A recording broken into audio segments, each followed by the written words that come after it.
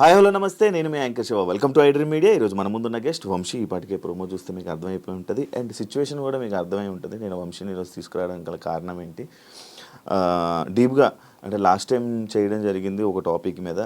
ఈరోజు అంటే నిన్న కాక మొన్నే కదా చేశాను, సడన్గా ఏంటి క్లోజ్ అని నాకే కన్ఫ్యూజన్ అయ్యి నేను వంశీకి ఫోన్ చేసి ఇప్పుడు ఒకసారి రా డిస్కస్ చేద్దాము అసలు ఏంటి అనేది దానిపైన. దేనివల్ల క్లోజ్ చేస్తున్నారు, ఏం దెబ్బతిన్నది ఏంటి, దాని కారణాలు మనకు తెలియని తెలుసుకునే ప్రయత్నం అయితే వంశీతో మాట్లాడి తెలుసుకుందాం. Hi bro. హాయ్ శివ. ఎలా ఉన్నావు అని అడగలేను కూడా నేను అసలు. యాక్చువల్లీ ఏమైంది సడన్గా క్లోజు అమ్మేయడానికి సేల్?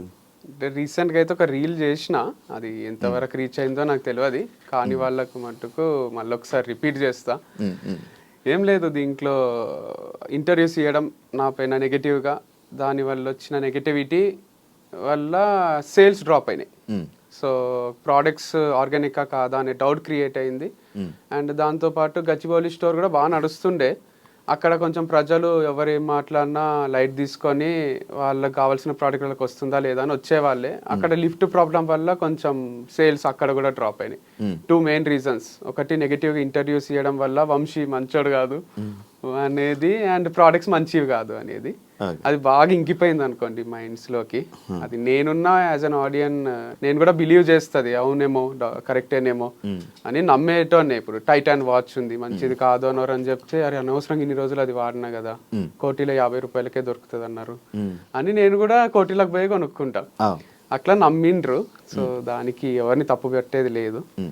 అందుకోసము సేల్స్ డ్రాప్ అయితే నేను అప్పులు తీసుకొచ్చి బయట నుంచి పెట్టి ఇంకా లాస్ చేసుకొని నడిపించలేను కదా. ఆల్రెడీ అప్పులు చేసినా లాస్ అయినా ఇంకా లాస్ ని మల్టిప్లై చేసుకోవడం ఎందుకు అని బంద్ చేసేసిన. లాస్ చాలా ఎక్కువ లాస్ అయిందా? అంటే ఇంటీరియర్ కి అంతా లాస్ అయినట్టే, దానికి లక్షలు ఖర్చు అయింది.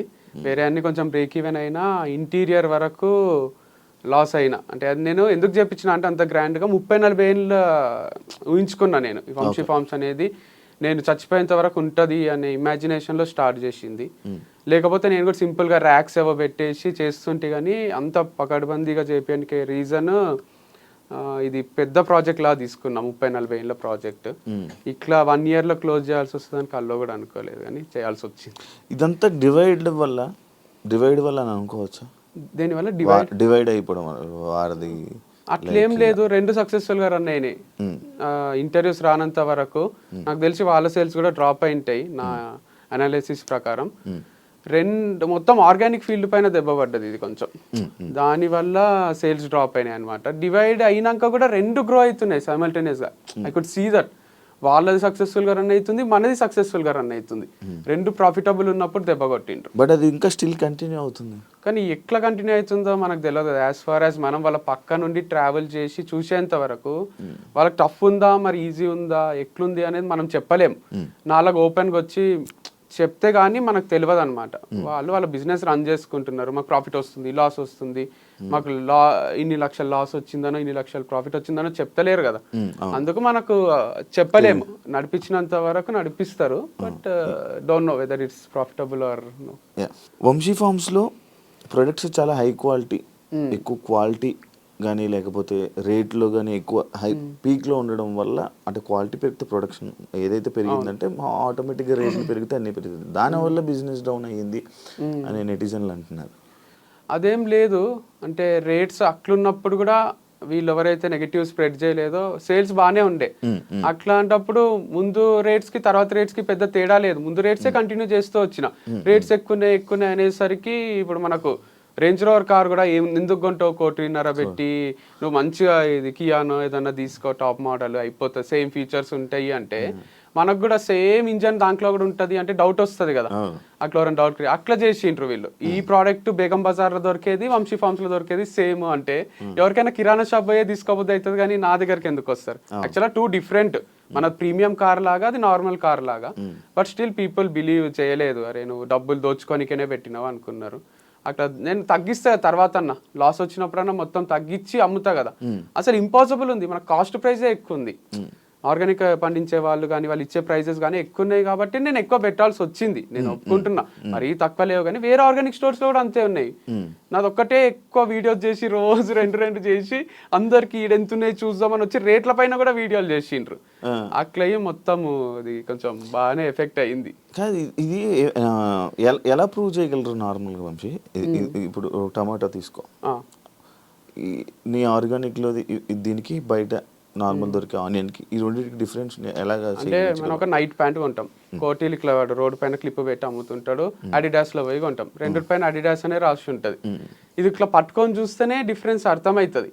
అట్లనే టొమాటో కూడా ఇది హైబ్రిడ్ ఉంటది కొంచెము, ఇది నాటు దానిలాగా ఉంటది. అండ్ దీనికి కొన్ని పుచ్చులు ఉంటాయి మన నాటు దానికి, ఇది ఆర్గానిక్ పండించిన దానికి, ఎందుకంటే పురుగులు మొత్తం చచ్చిపో కొంచెం తినేసి ఉంటాయి. సో డిఫరెన్స్ అర్థమవుతుంది, రెగ్యులర్గా ఈ ఫీల్డ్లో ఉన్న వాళ్ళకి అర్థమవుతుంది.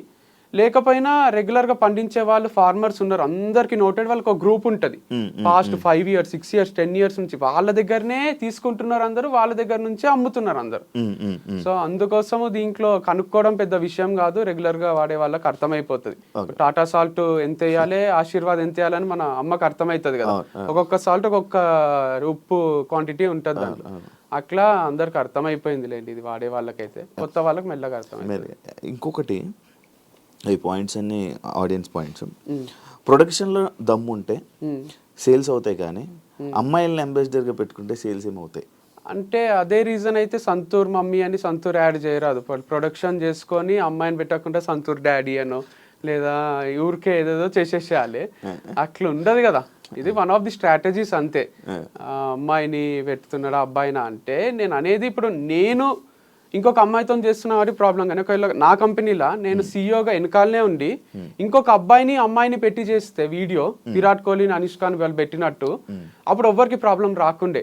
వీడు ఈ పని నేనే చేసి ఆ పని నేనే చేసి, వీడు అన్ని చేస్తాడా, వీడు వీడియోలు చేస్తాడు, వీడు వెనకాల ఉంటాడు, ముందుంటాడు, తిరుగుతుంటాడు, రోజు వస్తాడు స్క్రీన్ పైకి అనే ఫ్రస్ట్రేషన్ తప్ప. దీంట్లో అమ్మాయి వేరు అబ్బాయి వేరు అనుకోండి, ఒక వీడియోకి అట్లా 10 వీడియోస్ చేపిస్తా, మళ్ళీ వాళ్ళకి డబ్బులు ఇచ్చి మళ్ళీ 10 వీడియోస్ చేపించింటే అబ్బాయి మీద ఎవరికి కోపం రాదు. అరే ఈడు మోడలే ఆమె మోడలే అనుకుంటుండ్రి, ఈడ సీఈఓ నేనే మోడల్ నేనే అయ్యేసరికి ప్రాబ్లం వచ్చింది. నేను స్క్రీన్ బిహైండే ఉండాలి, నేను బయటికి ట్రిప్స్ వేస్తూ అది కూడా పని చేసేసరికి అందరు ఎంజాయ్ చేస్తున్నా అనుకున్నారు, but it was two tough. So అంత సింపుల్ ఏం లేకుండే, అది కూడా బాగానే బిల్డ్ చేసిన. సో సత్తా ఉంటే ప్రతి ఒక్కరిగా కోటీశ్వరులు అయిపోతారు కదా ప్రోడక్ట్ లో. ప్రమోషన్ కి కూడా సత్తా ఉండాలి, అందుకే కదా సినిమా కూడా ఇన్ని ఆడియో ఫంక్షన్లు పెట్టి ఇంత చేసి మా సినిమా చూడండి రండి అని చెప్పుకుంటారు. మరి సత్తా ఉంటే సినిమా రిలీజ్ చేసేసేయాలి, వదిలేసేయాలి, వస్తారు, థియేటర్లు పెరుగుతూ పోతాయి, అట్లా ఉండదు కదా. రీసెంట్ గా ఇంకొక అమ్మాయిని పెట్టి మళ్ళీ చేసావు కదా, మరి వర్కౌట్ అవ్వాలి? వర్కౌట్ కాలేదు, మస్తు లాస్ వచ్చింది. ఊటీ పోయినాం కదా, జనరల్ అట్లా ఊటీ పోయి వీడియో చేస్తే మస్తు లక్షలు వస్తాయి నాకు సేల్స్. అక్కడ అయిన ఖర్చు కన్నా ఇక్కడ వచ్చే ప్రాఫిట్ ఎక్కువ ఉంటది. ఇప్పుడు అక్కడ ఖర్చు అవుతుంది, ఇక్కడ ఏమొస్తలేవు, అమ్మాయికి డబ్బులు ఇవ్వాలి, నేను డబ్బులు పెట్టుకోవాలి. ఒక్కొక్కసారి ఏడన్నా ఇక్కడ హోటల్లో టీ తాగుదామా అంటే ఏదన్నా రోడ్డు పైన తాగితే బాగుంటది కదా, ఈ అమ్మాయి ఎందుకు ఆడ తాగుదామంటుందే అనిపిస్తుండే ఫీలింగ్. అంత టఫ్ టైమ్స్ కూడా ఉన్నాయి. అంటే 5 స్టార్ హోటల్లో తినలేని పరిస్థితి, 3 స్టార్ హోటల్లో కాకుండా రోడ్ పైన అమ్ముతారు చూడండి వీళ్ళు, మన క్యాబ్ డ్రైవర్స్. నేను కూడా చాలా సార్లు అక్కడ తిన్నా, అన్నపూర్ణ స్టూడియోస్ లో. మంచిగా ఉంటది అది, ఫ్రెష్ గా. ఎంత 150 130, అదే ఆంటీది కూడా ఒక ఫేమస్ అయింది, అది చాలా టేస్ట్ అనిపిస్తుంది. అమ్మాయిలు కొంచెం డిస్కంఫర్ట్ ఫీల్ అవుతారు కదా, కానీ అంత టఫ్ నడిచింది సిచ్యువేషన్. అంటే వీళ్ళకి హోటళ్లలో తినిపియలేక, బయట ఎక్కడన్నా తింటే బాగుండు అన్నంత డబ్బు కష్టాలు వచ్చినాయి. అందుకు వీడియోస్ కూడా ఫార్మర్స్ ని కలవడం, డిఫరెంట్ ప్లేసెస్ కి పోవడం. తుని పైన హనీది ఒక వీడియో చేసిన, ఏం సేల్స్ వస్తలేవు, ఎవరు కొంటలేరు. సో అప్పుడు అనుకున్నా, అరే ఇది ఇట్లా కాదు, ఆపేసేయాలిగా. కాదు, ఇప్పుడు వేరే వాళ్ళు చేశారు, ఇప్పుడు నీ మీద ఒక నెగిటివ్ స్ప్రెడ్ చేయడానికి ఒక బయటకు వచ్చి వీడియోలు చేశారు, వాళ్ళు మేబీ వర్కౌట్ అయ్యింది అనొచ్చు, నీకు సేల్స్ తగ్గిందంటే వాళ్ళది వర్కౌట్ అయ్యింది అనొచ్చు. మరి అలానే నీ గురించి నువ్వు చెప్పడం కానీ, లేకపోతే నీ దగ్గర ఉన్న అమ్మాయిలు కానీ ఎవరైనా వాళ్ళకి చెప్పి ట్రై చేయాలి, కానీ ఎండ్ చేయడం కరెక్టా? అంటే జిద్దులాగానే పోరాడినా చాలా రోజులు, లేదు గివప్ ఇయ్యరాదు, నేను గివప్ ఇచ్చే క్యాండిడేట్ కాదు, అందరు కూడా వంశీ అయితే గివప్ ఇయ్యర్లే, ఏదో ఒకటి చేస్తారులే అనే ఉంది, నాకు కూడా ఉంది. సో మొన్న రీసెంట్ గా ఒకటి 15 days బ్యాక్ ఇంటర్వ్యూలో కూడా అదే చెప్పింది, 30 years వరకు నడిపిస్తానే అన్న. కానీ ఎటు నుంచి చూసినా ప్రాబ్లమ్సే. ఒక నష్ట జాతకం ఉంటుంది చూడండి, ఒక శని పట్టుకొని అట్లా ఈడ నడిపిస్తామంటే లిఫ్ట్ ప్రాబ్లం, ఆడ నడిపిద్దామంటే ఇది ఆర్గానిక్ కాదు అని ఒకరు ఇంటర్వ్యూ ఇస్తారు, లేదా అమ్మాయిలతో ఎందుకు చేస్తున్నావు అంటారు. అసలు నాకు ఒక ఫ్రీడమ్ లేదు, మొత్తం చుట్టుముట్టేసిండ్రు. 4 దిక్కుల నుంచి 4 ప్రాబ్లమ్స్ వచ్చి ఏం చేద్దామన్నా సరే మన ఇంటర్వ్యూ చేసినాం అప్పుడు నేను మా అన్నయ్య. అప్పుడు ఫుల్ సేల్స్, అది 500K అట్లా పోయింది. పోయినన్ని రోజులు అరే వంశీ కరెక్టే ఉన్నాడు, కరెక్టే అమ్ముతున్నాడు, ఆ వీడియో ఆగిపోయింది, సేల్స్ డ్రాప్ అయింది. అట్లా ఎన్ని ఇంటర్వ్యూలు ఇస్తాం, ఎంత చెప్తాము. నేను సోలోగా చేసే వీడియోలు అవి ఎంత పోయినా కూడా వ్యూస్ ఎక్కువ వస్తున్నాయి, సేల్స్ వస్తలేవు. ఫేమ్ వస్తుంది, పైసలు వస్తలేవు. సో పైసలు లేకుండా ఫేమ్ ఏం చేసుకుంటాం. అందుకు ఒక రోజు డిసైడ్ అయినా, లేదు మళ్ళీ ఒకరు ఎవరన్నా ₹1 అప్పిస్తే తప్ప ఇది నడవది.